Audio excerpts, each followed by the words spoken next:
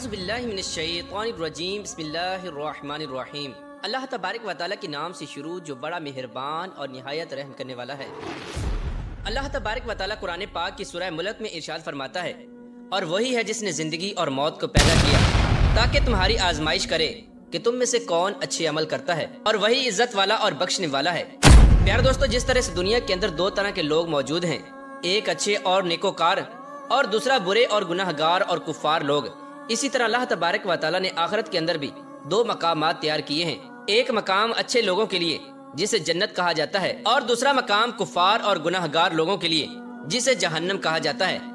پیارے دوستو، جہنم وہ مقام ہے جو اللہ تبارک و تعالیٰ کے غضب اور جلال کو ظاہر کرتا ہے، اور یہ مقام اللہ تبارک و تعالیٰ نے کافروں اور مشرکوں کے لیے تیار کیا ہے۔ لیکن اس کے باوجود کچھ گناہ گار مسلمان ایسے ہوں گے کہ جن کو جہنم میں ڈالا جائے گا۔ ویسے تو اللہ تبارک و تعالیٰ کی بنائی ہوئی جہنم بہت بڑی ہے، لیکن آج کی اس ویڈیو میں ہم آپ کو جہنم کی ان خوفناک وادیوں کے بارے میں بتائیں گے کہ جہاں صرف مسلمانوں کو عذاب دیا جائے گا اور مسلمانوں کو دردناک سزائیں دی جائیں گی۔ جہنم کی یہ خوفناک وادیاں کون کون سی ہیں، اور وہ کون سے بد نصیب مسلمان ہیں کہ جن کو ان کے گناہوں کے سبب جہنم کے اندر دردناک سزائیں دی جائیں گی، اور وہ گناہ کون کون سے ہیں، اور حضور اکرم صلی اللہ تعالیٰ علیہ وآلہ وسلم نے اور اللہ تبارک و تعالیٰ نے ان لوگوں کے بارے میں کیا ارشاد فرمایا۔ پیار دوستو، ان تمام تر سوالات کے جوابات قرآن و حدیث کی روشنی میں آج کی اس ویڈیو میں ہم آپ کو بتائیں گے، لہٰذا آپ سے گزارش ہے کہ ہماری اس ویڈیو کو اینڈ تک ضرور دیکھیے گا۔ پیارے دوستو، روایات میں آتا ہے کہ اللہ تبارک و تعالیٰ نے جہنم کو 7ویں زمین کے نیچے بنایا ہے، اور جہنم کے 7 طبقات ہیں، اور پھر ہر ایک طبقے میں بے شمار خوفناک وادی ہیں کہ جن کے اندر مختلف گناہ گار لوگوں کو دردناک سزائیں دی جائیں گی۔ جہنم کی شکل و صورت کے بارے میں آتا ہے کہ حضور اکرم صلی اللہ تعالیٰ علیہ وآلہ وسلم نے ارشاد فرمایا کہ جب قیامت کے دن جہنم کو اپنی جگہ پر لایا جائے گا تو اس کو 70,000 لگامیں لگی ہوں گی، اور ہر لگام کو 70,000 فرشتے کھینچ رہے ہوں گے۔ پیار دوستو، اس حدیث پاک سے اندازہ لگائیں کہ جہنم کتنی بڑی ہے اور کتنی خوفناک ہے۔ جہنم کے اندر اللہ تبارک و تعالیٰ جہنمیوں کو طرح طرح کے خوفناک عذابات دے گا۔ ان عذابات کی کیفیتوں کو اللہ تبارک و تعالیٰ کے علاوہ کوئی نہیں جانتا کہ وہ عذابات کس نوعیت کے ہوں گے، اور ان عذابات سے انسانوں کو کس قدر تکلیف اور اذیت پہنچے گی۔ حدیث پاک میں آتا ہے کہ حضور اکرم صلی اللہ تعالیٰ علیہ وآلہ وسلم نے ارشاد فرمایا کہ جہنم کے اندر جہنمیوں کو جہنم کی آگ سے بار بار جلایا جائے گا، جبکہ وہ جل بھن کر کوئلہ ہو جائیں گے، تو پھر ان کو دوبارہ نیا جسم دیا جائے گا اور نیا گوشت دیا جائے گا، اور ان کو دوبارہ زندہ کیا جائے گا، اور پھر ان کو جہنم کی آگ سے دوبارہ جلایا جائے گا، اور یہ عذاب جہنمیوں کو بار بار ہوتا رہے گا۔ روایات میں آتا ہے کہ دنیا کی آگ جہنم کی آگ سے پناہ مانگتی ہے، اور حدیث پاک میں آتا ہے کہ حضور اکرم صلی اللہ تعالیٰ علیہ وآلہ وسلم نے ارشاد فرمایا کہ جہنم کی آگ کی گرمی دنیا کی آگ کی گرمی سے 69 درجے زیادہ ہے۔ حضور اکرم صلی اللہ تعالیٰ علیہ وآلہ وسلم نے جہنم کے عذاب کو بیان کرتے ہوئے ارشاد فرمایا کہ جہنم کے اندر کچھ جہنمیوں کو اس طرح عذاب دیا جائے گا کہ ایک فرشتہ جہنمیوں کو لٹا کر ان کے سر پر پتھر کو مارے گا، جس سے جہنمی کا سر کچلا جائے گا، اور وہ پتھر لڑک کر کچھ دور چلا جائے گا۔ جب وہ فرشتہ اس پتھر کو اٹھانے کے لیے جائے گا، اور جب اس پتھر کو اٹھا کر واپس آئے گا تو اس جہنمی کا سر دوبارہ سے ٹھیک ہو چکا ہوگا۔ پھر وہ فرشتہ اس پتھر کو اس جہنمی کے سر پر دوبارہ مارے گا، جس سے دوبارہ اس کا سر کچلا جائے گا، اور پھر وہ پتھر لڑک کر کچھ دور چلا جائے گا، اور وہ فرشتہ اس پتھر کو اٹھا کر لائے گا تو دوبارہ سے اس جہنمی کا سر ٹھیک ہو چکا ہوگا، اور یہ عذاب اس جہنمی کو بار بار ہوتا رہے گا، اور بار بار اس کا سر کچلا جائے گا۔ پیار دوستو، بات کرتے ہیں جہنم کی ان وادیوں کی کہ جن کے اندر مسلمانوں کو ان کے گناہوں کے سبب عذابات دیے جائیں گے۔ حضرت انس ابن مالک رضی اللہ تعالیٰ عنہ سے روایت ہے کہ حضور اکرم صلی اللہ تعالیٰ علیہ وآلہ وسلم نے ارشاد فرمایا کہ قیامت کے دن سب سے پہلے جس چیز کا حساب لیا جائے گا وہ نماز ہے۔ اگر نماز ٹھیک ہوئی تو اس کے سارے اعمال ٹھیک ہوں گے، اور اگر نماز فاسد ہوئی تو اس کے تمام اعمال فاسد ہوں گے۔ پیار دوستو، جہنم کے اندر ایک وادی ہے جس کا نام ویل ہے۔ اس کے اندر ان گناہ گار مسلمانوں کو رکھا جائے گا جو بلا عذر نمازوں کو چھوڑتے رہے اور نمازوں کو نہ پڑھتے رہے۔ جیسا کہ کتاب الکبائر میں منقول ہے کہ جہنم کے اندر ایک وادی ہے جس کا نام ویل ہے۔ اگر اس میں دنیا کے پہاڑ ڈالے جائیں تو وہ بھی اس کی گرمی کی وجہ سے پگھل جائیں، اور یہ وادی ان گناہ گار مسلمانوں کا ٹھکانہ ہے جو نمازوں میں سستی کرتے ہیں اور نمازوں کو قضا کر کے پڑھتے ہیں۔ پیار دوستو، اس طرح جہنم کے اندر ایک اور خوفناک وادی ہے کہ جس کا نام سقر ہے۔ اس وادی کا ذکر اللہ تبارک و تعالیٰ نے پارہ 29 سورہ المدثر کی آیت نمبر 42 اور 43 میں ارشاد فرمایا ہے، اور تمہیں کیا بات جہنم میں لے گئی؟ وہ بولے، ہم نماز نہ پڑھتے تھے اور مسکینوں کو کھانا نہ کھلاتے تھے۔ اس آیت کریمہ کے اندر اللہ تبارک و تعالیٰ نے لفظ سقر کا استعمال فرمایا ہے، اور لفظ سقر جہنم کی وہ خوفناک وادی ہے جہاں پر ان مسلمانوں کو رکھا جائے گا جو بے نمازی ہوں گے اور مسکینوں کو کھانا نہ کھلاتے ہوں گے۔ پیارے دوستو، روایات میں آتا ہے کہ بروز قیامت نمازوں کے اندر سستی کرنے والا شخص اس حال میں آئے گا کہ اس کے چہرے پر 3 تحریریں لکھی ہوں گی۔ نمبر 1، اے اللہ تبارک و تعالیٰ کا حق برباد کرنے والے، اور نمبر 2، اے اللہ تبارک و تعالیٰ کے غضب کے ساتھ مخصوص، اور نمبر 3، جس طرح دنیا کے اندر تو نے اللہ تبارک و تعالیٰ کے حق کو ضائع کیا، اسی طرح آج تو بھی اللہ تبارک و تعالیٰ کی رحمت سے مایوس ہو جا۔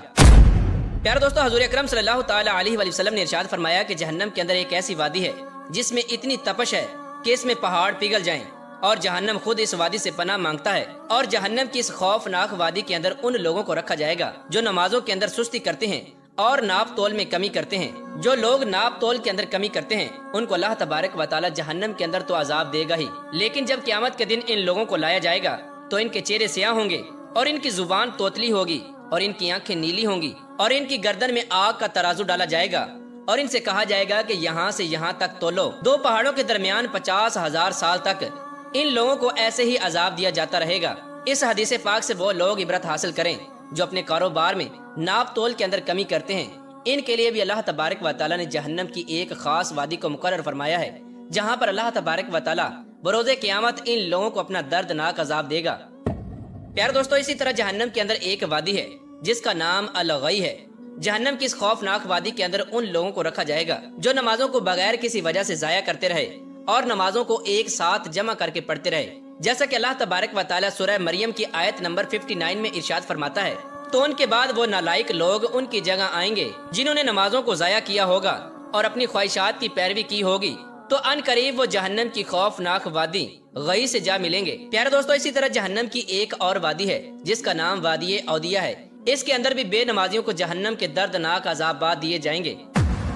پیارے دوستو، نماز ایک ایسا عمل ہے جو کسی بھی حالت میں چھوڑا نہیں جا سکتا، اور نماز کے بارے میں اللہ تبارک و تعالیٰ نے سب سے زیادہ قرآن پاک میں حکم دیا، اور نماز ہی کے بارے میں سب سے پہلے قیامت کے دن حساب لیا جائے گا۔ حدیث پاک میں آتا ہے کہ ایک بار حضرت جبرائیل علیہ السلام نبی کریم رؤوف الرحیم صلی اللہ تعالیٰ علیہ وآلہ وسلم کے پاس تشریف لائے، تو آپ صلی اللہ تعالیٰ علیہ وآلہ وسلم نے دیکھا کہ جبرائیل علیہ السلام کچھ پریشان ہے، تو آپ صلی اللہ تعالیٰ علیہ وآلہ وسلم نے ارشاد فرمایا کہ اے جبرائیل علیہ السلام، کیا معاملہ ہے کہ آج میں آپ کو غم زدہ دیکھتا ہوں؟ تو حضرت جبرائیل علیہ السلام نے عرض کی کہ یا رسول اللہ صلی اللہ تعالیٰ علیہ وآلہ وسلم، میں اللہ تبارک و تعالیٰ کے حکم سے جہنم کا نظارہ کر کے آیا ہوں، جہنم کو دیکھنے سے مجھ پر غم کے آثار نمودار ہوئے ہیں۔ نبی کریم رؤوف الرحیم صلی اللہ تعالیٰ علیہ وآلہ وسلم نے ارشاد فرمایا کہ اے جبرائیل علیہ السلام، مجھے بھی جہنم کے حالات بتاؤ۔ حضرت جبرائیل علیہ السلام نے عرض کی کہ یا رسول اللہ صلی اللہ تعالیٰ علیہ وآلہ وسلم، جہنم کے کل 7 درجات ہیں، ان میں سے سب سے نیچے والے درجے میں اللہ تبارک و تعالیٰ منافقین کو رکھے گا، اور اس سے اوپر والے 6 درجے میں اللہ تبارک و تعالیٰ مشرکین کو ڈالے گا، اور اس سے اوپر والے 5ویں درجے میں اللہ تبارک و تعالیٰ سورج اور چاند کی پرستش کرنے والوں کو ڈالے گا، اور اس سے اوپر 4تھے درجے میں اللہ تبارک و تعالیٰ آتش پرستوں کو ڈالے گا، اور تیسرے درجے میں اللہ تبارک و تعالیٰ یہودیوں کو ڈالے گا، اور دوسرے درجے میں اللہ تبارک و تعالیٰ عیسائیوں کو ڈالے گا۔ یہ کہہ کر حضرت جبرائیل علیہ السلام خاموش ہو گئے، تو نبی کریم رؤوف الرحیم صلی اللہ تعالیٰ علیہ وآلہ وسلم نے ارشاد فرمایا کہ اے جبرائیل علیہ السلام، خاموش کیوں ہو گئے؟ مجھے بتاؤ کہ پہلے درجے میں اللہ تبارک و تعالیٰ کن لوگوں کو ڈالے گا؟ تو حضرت جبرائیل علیہ السلام نے عرض کی کہ یا رسول اللہ صلی اللہ تعالیٰ علیہ وآلہ وسلم، پہلے درجے میں اللہ تبارک و تعالیٰ آپ کی گناہ گار امت کو ڈالے گا۔ جب نبی کریم رؤوف الرحیم صلی اللہ تعالیٰ علیہ وآلہ وسلم نے یہ بات سنی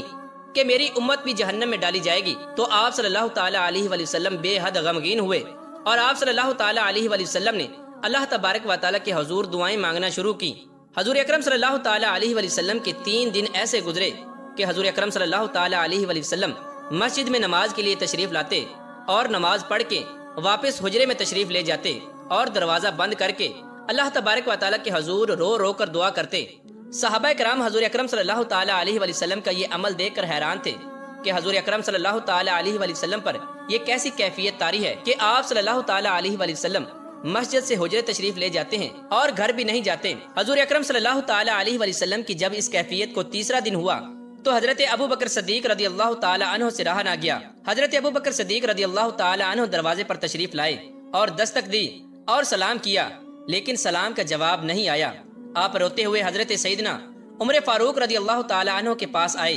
اور فرمایا کہ میں نے سلام کیا لیکن سلام کا جواب نہ پایا، لہٰذا آپ جائیں کہ ہو سکتا ہے کہ حضور اکرم صلی اللہ تعالی علیہ وآلہ وسلم آپ کو سلام کا جواب دے دیں۔ چنانچہ حضرت عمر فاروق رضی اللہ تعالی عنہ حجرے میں تشریف لائے اور 3 بار سلام کیا لیکن جواب نہ آیا۔ حضرت عمر رضی اللہ تعالی عنہ نے حضرت سلمان فارسی کو بھیجا لیکن پھر بھی سلام کا جواب نہ آیا۔ حضرت سلمان فارسی نے واقعے کا تذکرہ حضرت علی رضی اللہ تعالی عنہ سے کیا۔ انہوں نے سوچا کہ جب اتنی عظیم شخصیات کو سلام کا جواب نہ ملا تو مجھے بھی خود نہیں جانا چاہیے بلکہ حضور اکرم صلی اللہ تعالی علیہ وآلہ وسلم کی لخت جگر سیدہ فاطمہ الزہرا رضی اللہ تعالی عنہا کو بھیجنا چاہیے، ہو سکتا ہے کہ ان کو سلام کا جواب مل جائے۔ چنانچہ حضرت علی رضی اللہ تعالی عنہ نے سیدہ فاطمہ الزہرا رضی اللہ تعالی عنہا کو تمام احوال بتایا تو حضرت فاطمہ الزہرا رضی اللہ تعالی عنہا حجرے میں تشریف لائیں اور عرض کی، اے ابا جان السلام علیکم۔ چنانچہ اپنی لخت جگر اور اپنی بیٹی کی آواز سن کر محبوب کائنات اٹھے اور دروازہ کھولا اور سلام کا جواب دیا۔ حضرت فاطمہ نے عرض کی کہ اے ابا جان یہ کیا کیفیت ہے، 3 دن سے آپ یہاں تشریف فرما ہیں؟ تو نبی کریم رؤوف الرحیم صلی اللہ تعالی علیہ وآلہ وسلم نے فرمایا کہ جبرائیل علیہ السلام نے مجھے آگاہ کیا کہ جبرائیل علیہ السلام نے مجھے بتایا کہ میری امت بھی جہنم میں جائے گی۔ حضور اکرم صلی اللہ تعالی علیہ وآلہ وسلم نے ارشاد فرمایا کہ اے میری بیٹی، مجھے اپنی امت کے گناہ گار لوگوں کا غم کھائے جا رہا ہے۔ میں اپنے پروردگار سے دعائیں مانگ رہا ہوں کہ اللہ تبارک و تعالی میری گناہ گار امت کو معاف فرما دے اور جہنم سے بری کر دے۔ یہ کہہ کر آپ صلی اللہ تعالی علیہ وآلہ وسلم پھر سجدے میں چلے گئے اور رونا شروع کر دیا اور رو رو کر اللہ تبارک و تعالی کی بارگاہ میں عرض کرنے لگے، یا رب العالمین میری امت کے گناہ گار لوگوں پر رحم کر، ان کو جہنم سے آزاد کر دے۔ آپ صلی اللہ تعالی علیہ وآلہ وسلم اسی طرح رو رو کر دعا مانگ رہے تھے کہ اللہ تبارک و تعالی کا حکم نازل ہو گیا، وَلَسَوْفَ يُعْطِيكَ رَبُّكَ فَتَرْضَىٰ، کہ اے محبوب آپ کا رب ان قریب آپ کو اتنا عطا فرمائے گا کہ آپ راضی ہو جائیں گے۔ چنانچہ اللہ تبارک و تعالی کا یہ پیغام سن کر حضور اکرم صلی اللہ تعالی علیہ وآلہ وسلم خوش ہو گئے اور فرمانے لگے کہ اے لوگو، اللہ تبارک و تعالی نے مجھ سے وعدہ کر لیا ہے کہ وہ قیامت کے دن مجھے میری امت کے معاملے میں خوب راضی کرے گا، اور میں اس وقت تک راضی نہیں ہوں گا کہ جب تک کہ میرا آخری امتی بھی جنت میں نہ چلا جائے۔